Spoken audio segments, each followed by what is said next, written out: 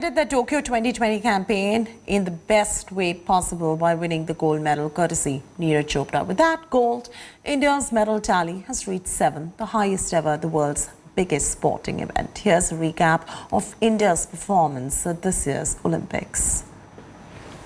The most successful Olympics for India.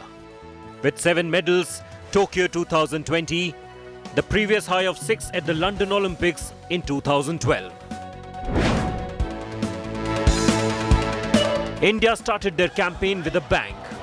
Weightlifter Mirabai Chanu lifting 1.3 billion to Olympic glory on the first day itself. A medal favourite, Chanu ended India's over 2-decade-long wait for a weightlifting medal.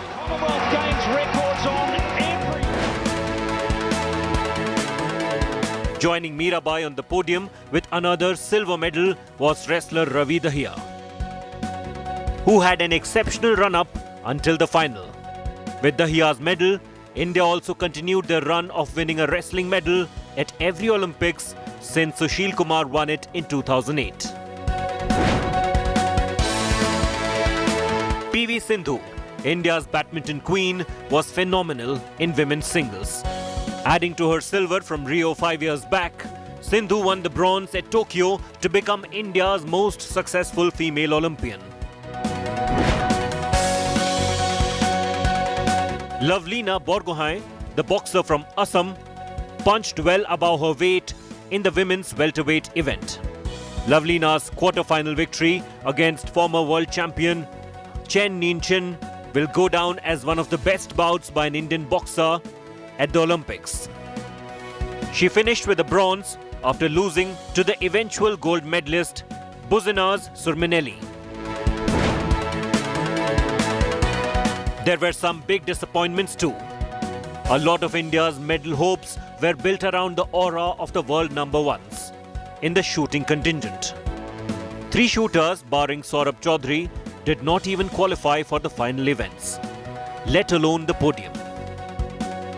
Much doubted names like Manu Bhakar, Divyansh Singh Pawar, Apurvi Chandela and others seemed overwhelmed by the occasion.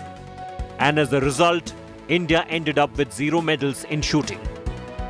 The story of the archers was no different. They showed glimpses of magic, but missed arrows as well as medals. But amid the disappointment, our hockey teams turned a new chapter at Tokyo Olympics. While the women showed grit and determination to even reach the knockouts, their victory against Australia in the quarters will be remembered for years to come.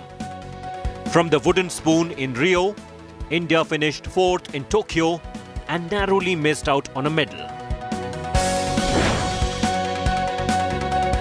In men's hockey, Manpreet and his team smashed their 41-year-old Olympic jinx and defeated Germany 5-4 to win India their first medal since the gold in Moscow 1980. By the end of the tournament, India had reminded the world of why they are the most successful hockey team in Olympic history. And even though it wasn't gold, it was a reminder of how good they can be. And on India's final day at the Olympics, Bajrang Punia won the country another bronze. He put the disappointment of his semi-final loss behind and put on a flawless performance to win India another medal.